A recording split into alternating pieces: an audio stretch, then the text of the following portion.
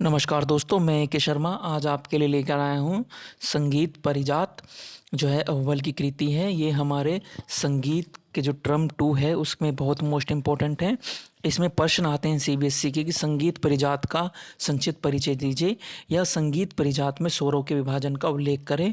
चाहे जो भी प्रश्न हो आपको इसका उत्तर यही लिखना है जो मैं आपको बता रहा हूँ। तो आपके नंबर बिल्कुल भी नहीं कटेंगे।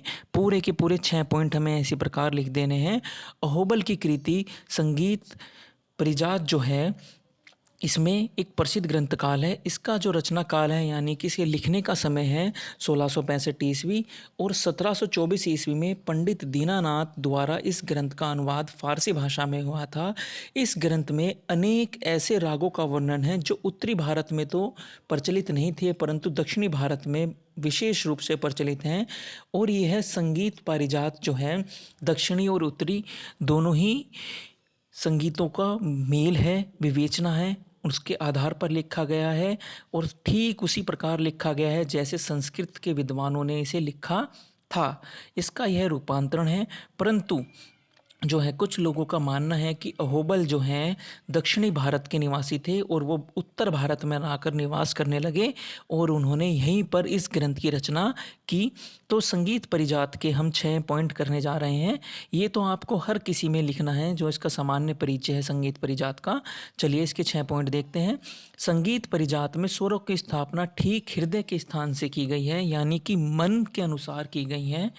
इस प्रकार इसका शुद्ध सप्तक हमारे काफ़ी थाट के समान है। संस्कृत ग्रंथकारों जैसा कि हमने आपको पहले ही बताया था कि उसी प्रकार अहोबल ने उसी को आधार मानकर इसे लिखा है। उन्होंने सप्तक को 22 श्रुतियों में विभाजित किया है। प्राचीन ग्रंथकार की ही भांति उन्होंने अपने स्वरों की स्थापना भी की है। तो इसके 2 पॉइंट हो गए हैं। तीसरा पॉइंट देखते हैं हम। पंडित अहोबल ने अपने ग्रंथ में शुद्ध एवं विकृत स्वर मिलाकर 12 स्वर बताए हैं। उनके ये 12 स्वर हैं जो एक श्रुति ऊपर तीव्रतर है और एक 3 श्रुति ऊपर जो है तीव्रतम है, 4 श्रुति ऊपर अति तीव्रतम है और एक श्रुति नीचे कोमल है और 2 श्रुति नीचे पूर्व है। तो इसके चौथे पॉइंट में देखते हैं। कुछ प्राचीन ग्रंथकारों ने श्रुति और स्वरों में बहुत अंतर बताया है पर पंडित अहोबल ने उनमें ज़्यादा अंतर नहीं बताया। उनके अनुसार श्रुति और स्वर में उतना ही अंतर है जितना सांप और उसके कुंडली में होता है। वे जो स्वर्ण के आभूषणों में होता है यानी कि बिना स्वर्ण के आभूषणों का निर्माण नहीं हो सकता, बिना सांप के कुंडली का निर्माण नहीं हो सकता, इसी प्रकार बिना श्रुति के स्वरों का निर्माण भी नहीं किया जा सकता। उनके कहने का तात्पर्य है कि किसी एक राग के स्वर राग बदल जाने पर श्रुति बन जाते हैं, वह उसकी श्रुतियों का समूह बन जाता है यानी कि यह परिवर्तनशील हैं और बदलते रहते हैं। इसीलिए जो है उन्होंने श्रुति और स्वर में ज़्यादा अंतर नहीं बताया है। अहोबल में जो है शुद्ध और विकृत स्वरों की स्थापना इस प्रकार की है। अहोबल ने इन्हें 29 नामों का उल्लेख किया है परंतु 12 से ज़्यादा स्वरों का प्रयोग नहीं किया क्योंकि उनके बताए हुए विकृत स्वरों के समान स्वरों के एक दूसरे नाम भी हैं। उन्होंने राग लक्षण के वर्णन में निम्न 10 स्वरों का प्रयोग वर्जित रखा है। जैसे वर्जित स्वर इस प्रकार हैं: पूर्व रे, तीव्रतर ग और तीव्रतम ग, तीव्र म, तीव्रतम म, पूर्व शुद्ध ध और तीव्र कोमल ध, तीव्रतर नी और तीव्रतम नी। शेष बचे हुए विकृत स्वरों के बारे में वे कहते हैं कि शुद्ध रे पूर्व रे के समान है यानी कि वे रे और पूर्व रे को समान मानते हैं। शुद्ध ग तीव्रतम रे के समान उन्होंने रखा है। अति तीव्रतम ग शुद्ध म के समान है और शुद्ध धैवत यानी कि धै को उन्होंने निषाद यानी कि नी के समान रखा है और शुद्ध नी को तीव्रतम शुद्ध धैवत के समान रखा है। इस प्रकार केवल 15 विकृत सुर हुए। कोमल ग नी भी क्रमशः तीव्र ध और रे हैं। इसी प्रकार उन्होंने 5 विकृत, 7 शुद्ध स्वर और 12 स्वरों का प्रयोग किया है जिनकी संख्या मिलाकर के 22 होती है। लास्ट पॉइंट है इसमें, पंडित अहोबल ने अपने ग्रंथ में रागों का वर्गीकरण ठाटों में नहीं किया, परंतु कहीं कहीं ठाटों के नाम उन्होंने जरूर दिए हैं। परिजात में कुल 122 रागों का वर्णन मिलता है। प्रत्येक राग में लगने वाले रागों का आरोह, अवरोह, ग्रह, न्यास और मूर्छना के स्वरों का वर्णन मिलता है। पंडित जी का कहना है कि जहाँ पर न्यास और अंश स्वरों का उल्लेख नहीं किया, वहाँ पर इन स्वरों के स्थान पर षड्ज को ही मान जाना चाहिए, अर्थात से को ही उन्होंने इसमें माना है, क्योंकि से ही राग प्रारंभ होता है और उसे उद्ग्राहक कारक तान कहते हैं। चलिए, ये तो हुआ हमारा संगीत पारिजात का एक संक्षिप्त परिचय, यानी कि उसके रागों का और या फिर उसके हम कहें स्वरों का विभाजन, जो बहुत ही प्रमुख प्रश्न है। इसके बाद हम देखते हैं एक जीवनी अर्थात बायोग्राफी उस्ताद बड़े अली खां की। उस्ताद बड़े गुलाम अली खां जो हैं बहुत ही फेमस व्यक्ति थे और प्रतिभा संपन्न गायक थे। इनका जो है मूल स्थान पंजाब था। कसूर नामक गांव में इनका जन्म हुआ। इनके पिता अली बख्श थे और गुलाम अली खां के भाई बरकत अली खां, मुबारक अली खां और अमान अली खां भी अच्छे संगीतज्ञ थे। भाइयों में सबसे बड़े गुलाम अली खां ने संगीत की शिक्षा अपने चाचा काले खां से प्राप्त की। इसके बाद वह लाहौर चले गए। जब गुलाम अली खां 20 वर्ष के थे तब उनके पिता ने दूसरी शादी कर ली थी और सौतेली माता के आने के कारण घर में कलह होने लगा, जिसके कारण इनकी सगी माता ने गुलाम अली खां को सारंगी बजाकर पेट भरने की हिदायत यानी कि नसीहत दी। सारंगी की शिक्षा प्राप्त करने के साथ साथ ही इन्हें जहां तहां सारंगी बजाने का काम मिलने लगा, जिससे आमदनी होने लगी तथा घर का खर्च भी चलने लगा। गुलाम अली खां सारंगी सीखने लगे। पंजाब में कुछ समय तक इन्होंने अपने गायन से लोगों को आकर्षित किया, लेकिन पहली प्रसिद्धि सन 1940 में कलकत्ता संगीत सम्मेलन में प्राप्त हुई।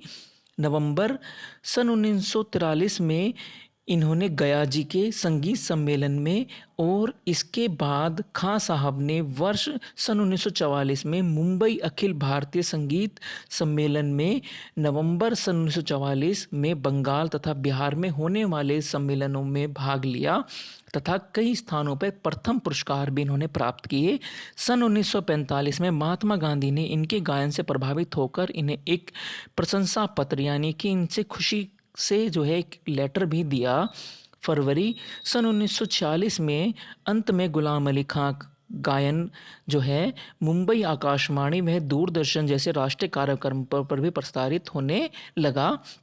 खां साहब जो है रियाज करने पर बहुत जोर देते थे। वाद्य कानून नामक वाद्य जिसकी सकल स्वर मंडल जैसी थी, खां साहब को विशेष प्रिय था। वह अपना रियाज इसी वाद्य के साथ किया करते थे। खां साहब के गायन में कर्ण स्वर लगाने का बड़ा महत्व था। ये कर्ण स्वर जो है बहुत ही तीव्र लगाते थे। आवाज़ का लगाव इनकी महफिल में लगने से ही पता चलता है कि लोग जो हैं इनकी आवाज़ सुनकर वहाँ से जाने का नाम नहीं लेते थे। काफ़ी फेमस व्यक्ति थे वे, और वे हमेशा अपने चाचे जो थे इनके खाले खां की बात बताते थे और उनकी बातों को ही ये एक दो नहीं 10-10 बीस बार बताते थे और आलाप पर बहुत ही जोर देते थे ये, और 5 से 6 आलापों के बराबर दाम जो भरकर ये सांस से कर्ण स्वर लगाते थे, जो बहुत ही मंत्रमुग्ध करने वाला था। खां साहब अत्यंत उदार और सरल स्वभाव के थे। एक बार मुंबई में प्रसिद्ध गायक देवधर के विद्यालय गए तो वहाँ उन्होंने तमूरा निकलवा करके एक तरीके से बच्चों को सिखाने लगे और अपनी दमदार आवाज़ में सरगम बोलने लगे, जिससे वहाँ बैठे सभी सीखने आए स्टूडेंट काफ़ी प्रभावित हुए और जो है सभी आश्चर्यचकित हुए कि आखिरकार ये जो हैं यहाँ पर तो वैसे ही घूमने आए थे परंतु ये बच्चों को सिखाने लगे।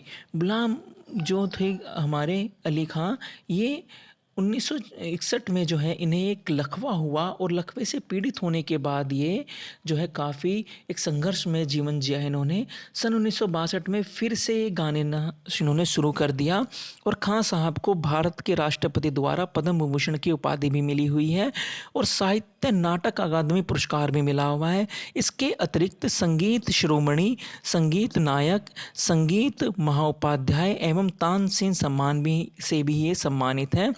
23 अप्रैल सन 1968 में जो है इनका हैदराबाद में निधन हो गया और जो है वर्तमान में इनके पुत्र हैं मुनव्वर अली खां, इन्होंने इनकी परंपरा को आगे बढ़ाया।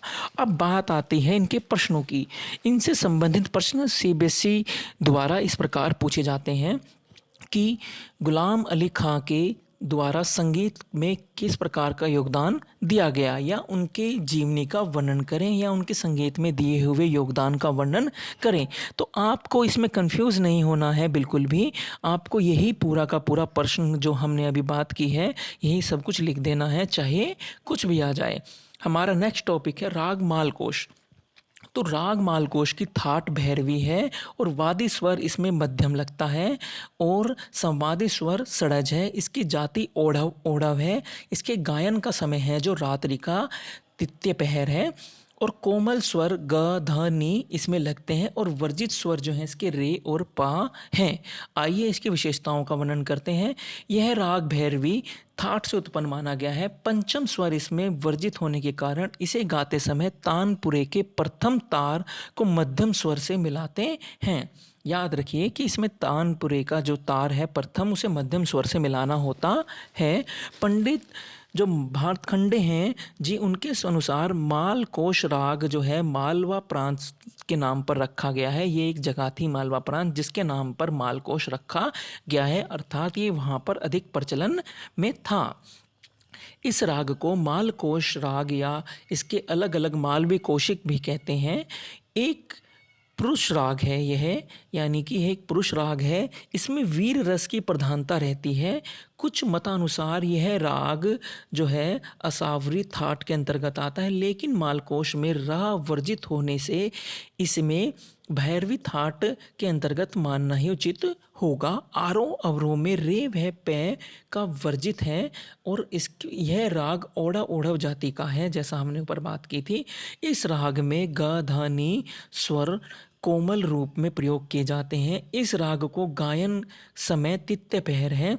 इस राग की चलन तीनों सप्तकों में समान रूप से होती है। इस गंभीर प्रकृति के रागों में सभी प्रकार की बंदिश, ख्याल, ध्रुपद, धमार तथा तराना आदि गाए जा सकते हैं। याद रखिए, इस राग के निषाद का शुद्ध रूप करने से यह राग चंद्रकोश बन जाता है। लोकप्रिय एवं मधुर राग होने से इस राग में भजन, गजल आदि गीत भी गाए जा सकते हैं। और म ग म स जो है इस स्वर समूह में इसकी रंजकता और बढ़ाता है, यानी कि ये स्वर समूह जो हैं इसके इस प्रकार हैं। इसकी आरोह नी स ग म ध नी स है, अवरोह स नी ध म ग म स है। पकड़ इसमें म ग म ध नी ध म ग स है इसकी पकड़। और इसकी अलाप जो है आप याद कर लीजिएगा। इसके अलाप जो हैं आपके सामने लिखे हुए हैं, आप इसे ध्यान से पढ़ लीजिए। इसी प्रकार इसमें ताने हैं, जो इसकी ताने भी आती हैं लिखने के लिए। आपसे ऐसे भी पूछा जा सकता है राग मालकोश की ताने लिखिए या अलाप का वर्णन करें। इसके जो है 7 ताने हैं, वो एक प्रकार से आप देखें। और राग मालकोश की स्वर मालिका जो है 3 ताल में, 1 ताल में या रूपक ताल में आपको देखने को मिलेगी, या लिखने के लिए प्रश्न आ सकता है स्वर मालिका से। स्वर मालिका जो है आपको ये याद करनी होगी इसकी। इसमें स्थाई और अंतरा होता है, यह भी आपको लिखने के लिए आ सकता है। या इसमें किसी ख्याला के अंतर्गत या एक ताल के अंदर, रूपक ताल के अंदर क्या है, इस तरीके से। तो आपको एक जो है आपकी इच्छा के अनुसार लिखने के लिए आ सकता है।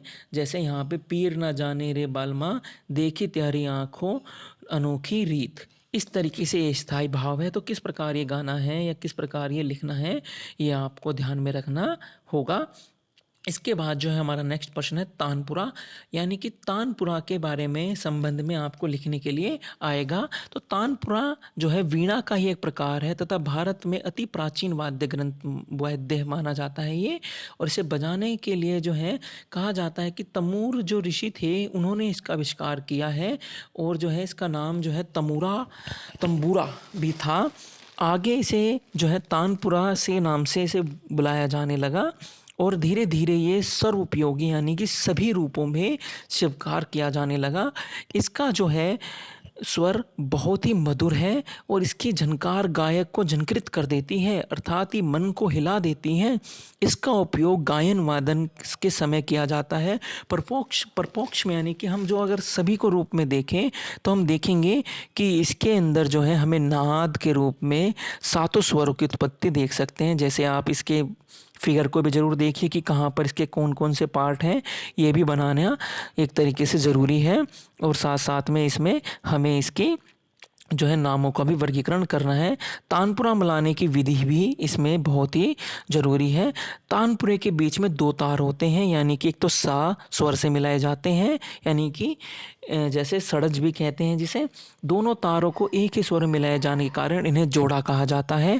पहला तार मंद सप्तक के पंचम में तथा चौथा तार मंद सप्तक के सड़ज से मिलाया जाता है। इस प्रकार मिलाया हुआ तानपुरा जो है इन स्वरों में बोलता है। जिन रागों में पंचम स्वर वर्जित होता है उस स्थिति में मध्यम की उपस्थिति में तानपुरा में म स स्वर मिलाया जाता है। जब मध्यम वर्जित होता है तब जो है पंचम वाले तार के जो है निषाद से इसे मंद निषाद के साथ मिलाया जाता है। इस प्रकार मिलाया हुआ तानपुरा नी स स्वरों में बोलता है। कुछ लोग पंचम तार के को गांधार से भी मिलाते हैं। तानपुरे जो है बीच में बजाना चाहिए। तानपुरे को धीरे धीरे से उंगली से दबाकर अपनी ओर सरका लेना चाहिए। चारों तारों को बजाने में बराबर समय लगना चाहिए। यदि तानपुरा बराबर मिला है परंतु उसमें से स्वयंभू स्वर सुनाई नहीं देते तो उसको जो है धागा आगे या पीछे करके सुनाई देंगे, अर्थात यानी कि उसे एक तरीके से आपको सेट कर लेना चाहिए अपने स्वरों के साथ। अब जो है हम कुछ और चीज़ें भी देख लेते हैं, जैसे ये इनके परिभाषित करने के रूप में आते हैं। जैसे खटका का शाब्दिक अर्थ भय या संदेह होता है। खटका और मुकरी में केवल स्वरों की संख्या और का अंतर होता है। खटका जो है एक आर्थक बोधक होता है। इसमें जो है चार या चार से अधिक स्वरों की एक गोलाई बनाते हुए स्वरों के धुर्त प्रयोग को खटका कहते हैं। धुर्त मतलब एक तेजी से जो प्रयोग किया जाता है उसे हम खटका कहते हैं। खटका का प्राचीन नाम जो है गमक ही है, और ये गमक का ही एक प्रकार है। इसके प्रयोग से भी सभी रचनाओं की सौंदर्यता में वृद्धि होती है। उदाहरण के तौर पर आपको पा के गाने के लिए प म ध प अथवा प ध प म प गाते हैं, मुकरी पर आ जाते हैं। तो मुकरी में जो है परिभाषित करेंगे हम, यह एक प्रकार का कर्ण ही है, यानी कि इसका प्राचीन नाम या हम कर्ण के रूप में भी इसे मुकरी को देख सकते हैं। इसमें तीन स्वरों के धुर्त प्रयोग द्वारा अर्धवृत्त बनाते हुए जैसे रे नी सा अथवा ध म प मुकरी लिखने के लिए मूल स्वरों के ऊपर बाईं ओर दो स्वरों का कर्ण लिख दिया जाता है। जैसे आप देखें ध म ऊपर लिखे हैं और पा थोड़ा सा नीचे लिखा हुआ है। इसी प्रकार मूर्छना को कहते हैं। जैसे भरत मुनि के अनुसार क्रम से 7 स्वरों का आरोह अवरोह करने से मूर्छना की रचना होती है। ग्राम के ही स्वरों को आरोह अवरोह करने से मूर्छना बनती है। ग्राम चाहे षड्ज ग्राम हो अथवा मध्यम ग्राम होने से समान रूप से मूर्छनाओं की रचना होती है। अब इसके बाद हम देखते हैं कर्ण का अलंकारिक स्वर जो है अल्प व्यवहार को कर्ण कहा जाता है, यानी कि अलंकारिक स्वरों के अल्प व्यवहार को कर्ण कहते हैं। और कर्ण एक अलंकारिक स्वर है जिसका उद्देश्य संगीत की रचनाओं को सजाना और संवारना है, यानी कि उनमें एक तरीके से सौंदर्यता का भाव उत्पन्न करना है। मूल स्वरों के साथ जो स्वर थोड़ा सा स्पर्श हो जाए उसे कर्ण स्वर कहते हैं, यानी कि मूल स्वरों के साथ जो कर्ण थोड़ा सा स्पर्श टच हो जाए उसे हम कर्ण स्वर कहते हैं। गाते बजाते समय जब हम आगे अथवा पीछे के स्वरों को स्पर्श मात्र करें तो स्पर्श किए गए स्वर को कण कहते हैं। शाब्दिक अर्थ के अनुसार जिस स्वर का प्रयोग कम अर्थात नाम मात्र का हो उसे कण स्वर कहते हैं। अतः स्पर्श किए गए स्वर की मात्रा का अनुमान हम सरलता से लगा सकते हैं। इस कण स्वर में जो है स्पर्श स्वर भी है इसका एक दूसरा नाम। और इसके दो प्रकार होते हैं, पूर्व लगन और अनुलगन। पूर्व लगन जो है इस प्रकार के कण स्वरों का मूल स्वरों से जो पहले लगाए जाते हैं वो कण स्वर के में जो है पूर्व लगन कहलाते हैं। और अनुलगन जो कण है यह एक तरीके से प्रथम का ठीक उल्टा होता है, यानी कि मूल स्वरों के बाद बोला जाने वाला और दाहिने की ओर लिखा जाने वाला ही जो है क्या कहलाता है, हमारा अनुलगन। ठीक है, तो इस प्रकार जो है ये हमारे यहाँ पर जो समाप्त होते हैं संगीत का पूरा सेकंड टर्म का सिलेबस। तो मैं उम्मीद करूँगा कि आप ध्यान से करेंगे और मात्राओं की मिस्टेक बिल्कुल भी नहीं करेंगे। आप लिख कर इसकी प्रैक्टिस करें। मैं उम्मीद करता हूँ कि आप सबके जो है इसमें पूरे के पूरे नंबर आएंगे। धन्यवाद। आपको अगर वीडियो अच्छी लगी हो तो इसे सब्सक्राइब करें और शेयर करें।